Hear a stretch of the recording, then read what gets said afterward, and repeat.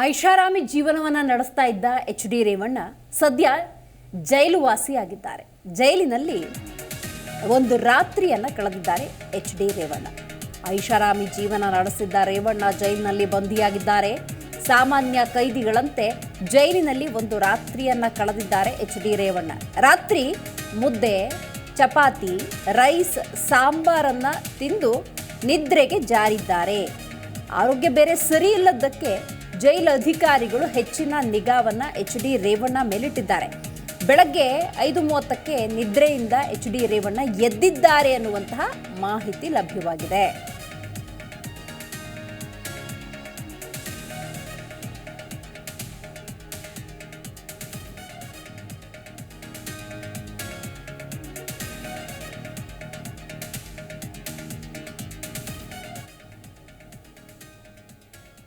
ಐಷಾರಾಮಿ ಜೀವನವನ್ನು ನಡೆಸ್ತಾ ಇದ್ರು ಎಚ್.ಡಿ. ರೇವಣ್ಣ.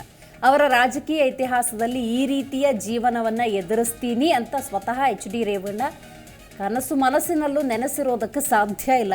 ಬಟ್ ಅಂಥದ್ದೊಂದು ಘಟನೆ ನಡೆದಿದೆ. ನೀವು ಗಮನಿಸ್ತಾ ಇದ್ದೀರಿ, ಸಾಮಾನ್ಯ ಕೈದಿ ಹಾಗೆ ಜೈಲಿನಲ್ಲಿ ದಿನದೂಡುವಂತಹ ಪರಿಸ್ಥಿತಿ ನಿರ್ಮಾಣವಾಗಿದೆ.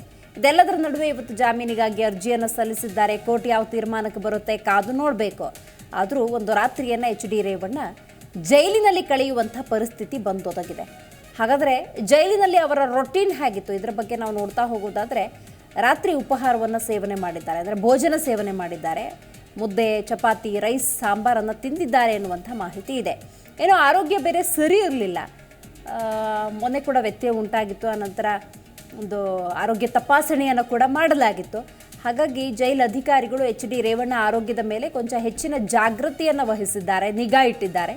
ಇನ್ನು ಬೆಳಗ್ಗೆ ಅಂದರೆ ಇವತ್ತಿನ ವಿಚಾರಕ್ಕೆ ಬರೋದಾದರೆ 5:00ಗೆ ಎದ್ದಿದ್ದಾರೆ ಎಚ್.ಡಿ. ರೇವಣ್ಣ. ಇದರ ಬಗ್ಗೆ ಸದ್ಯ ಮಾಹಿತಿ ಲಭ್ಯವಾಗ್ತಾ ಇದೆ. ಕ್ವಾರಂಟೈನ್ ಜೈಲಿನಲ್ಲಿ ಒಂದು ರಾತ್ರಿಯನ್ನು ಎಚ್.ಡಿ. ರೇವಣ್ಣ ಕಳೆದಿರುವಂತಹದ್ದು. ರಾತ್ರಿ ನೀಡಿದ ಮುದ್ದೆ, ಚಪಾತಿ, ರೈಸ್, ಸಾಂಬಾರನ್ನು ತಡವಾಗಿ ತಿಂದಿದ್ದಾರೆ.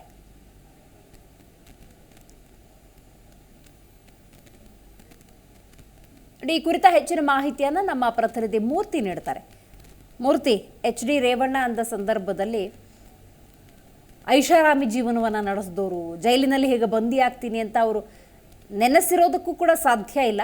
ಬಟ್ ಒಂದು ರಾತ್ರಿಯನ್ನು ಅವ್ರು ಕಳಿಬೇಕಾಗಿದೆ, ಜೈಲಿನಲ್ಲಿ ಕಳೆದಿದ್ದಾರೆ. ಇತ್ತ ಕಡೆ ಜಾಮೀನು ಅರ್ಜಿ ವಿಚಾರಣೆ ಕೂಡ ಇರೋದ್ರಿಂದಾಗಿ ಸೊ ನಿನ್ನೆಯ ಮತ್ತು ಇವತ್ತಿನ ಅವರ ರೊಟೀನ್ ಬಗ್ಗೆ ಏನಾದರೂ ಮಾಹಿತಿ ಲಭ್ಯವಾಗಿದೆ ಜೈಲಿನಲ್ಲಿ ಅವರ ಜೀವನದ ಬಗ್ಗೆ? ಖಂಡಿತ ದಿವ್ಯಾ, ನಿನ್ನೆ ಅಪಹರಣ, ಒಂದು ಮಹಿಳೆಯ ಅಪಹರಣದ ಪ್ರಕರಣದಲ್ಲಿ ನಿನ್ನೆ ಸಂಜೆ ಜೈಲು ಸೇರಿದಂತಹ ಎಚ್.ಡಿ. ರೇವಣ್ಣ ಅವರು ನಿನ್ನೆ ಒಂದು ಜೈಲಿನ ಮೆನು ಪ್ರಕಾರ ಕೊಟ್ಟಿದ್ದಂತಹ ರಾತ್ರಿ ಮುದ್ದೆ, ಚಪಾತಿ, ಮಜ್ಜಿಗೆ, ಅನ್ನ, ಸಾರುವನ್ನ ಅವರು ತಡವಾಗಿ ಸೇವಿಸಿದ್ರು ಅಂತ ಹೇಳಿ ಕೂಡ ಜೈಲಿನ ಮಾಹಿತಿ, ಮೂಲಗಳ ಪ್ರಕಾರ ಮಾಹಿತಿ ಗೊತ್ತಾಗಿರ್ತಕ್ಕಂಥದ್ದು. ಅದಾದ ನಂತರ ಅವರಿಗೆ ಸಪರೇಟ್ ಕೊಠಡಿಯನ್ನು ಕೂಡ ಏನು ನೀಡಲಿಲ್ಲ. ಎಲ್ಲರೂ ಇದ್ದಂತೆ ಅವ್ರಿಗೆ ಒಂದು ಕೊಠಡಿ ಮತ್ತೆ ಒಂದು ಬೆಡ್ ಅನ್ನು ಕೂಡ ಅರೇಂಜ್ ಮಾಡಲಾಗಿತ್ತು.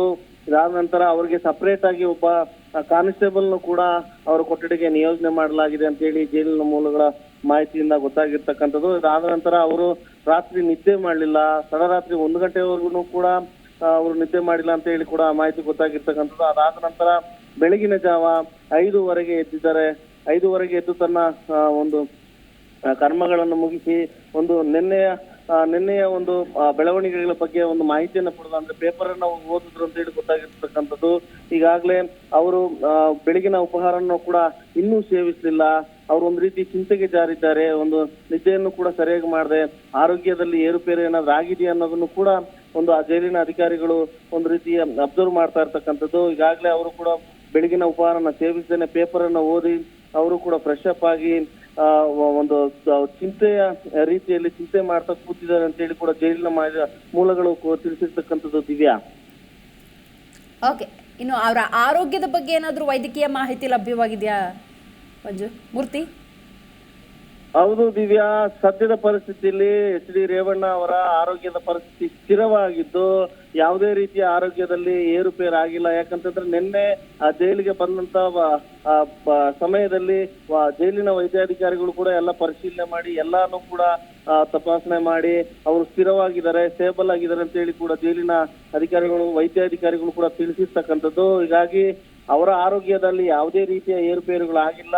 ಅಂತಹ ಸಮಯದಲ್ಲಿ ಏರುಪೇರುಗಳನ್ನ ಆದ್ರೆ ತಕ್ಷಣ ಕಾನೂನು ಪ್ರಕಾರ ಏನಿದೆಯೋ ಅದನ್ನ ವೈದ್ಯಾಧಿಕಾರಿಗಳನ್ನ ಕರೆಸಿ ಅವ್ರಿಗೆ ತಪಾಸಣೆ ಮಾಡ್ತೀವಿ, ಟ್ರೀಟ್ಮೆಂಟ್ ಅನ್ನು ಕೊಡ್ತೀವಿ ಅಂತ ಕೂಡ ಜೈಲಿನ ಅಧಿಕಾರಿಗಳು ತಿಳಿಸಿರ್ತಕ್ಕಂಥದ್ದು. ಒಂದು ವೇಳೆ ಹೆಚ್ಚಿನ ಒಂದು ಚಿಕಿತ್ಸೆ ಏನಾದ್ರು ಬೇಕಾದಲ್ಲಿ ವಿಕ್ಟೋರಿಯಾನೋ ಅಥವಾ ಯಾವುದೋ ಆಸ್ಪತ್ರೆಗೆ ಶಿಫ್ಟ್ ಮಾಡುವ ಸಾಧ್ಯತೆ ಕೂಡ ಇರ್ತದೆ.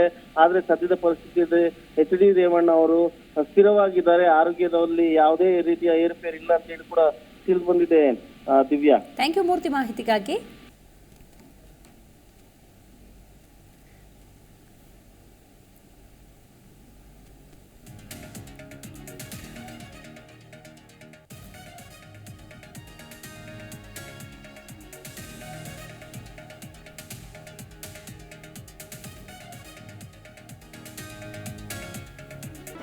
ಜಿ ಕನ್ನಡ ನ್ಯೂಸ್ ಈಗ ನಿಮ್ಮ ಮನೆಯಲ್ಲೇ ನೋಡಿ.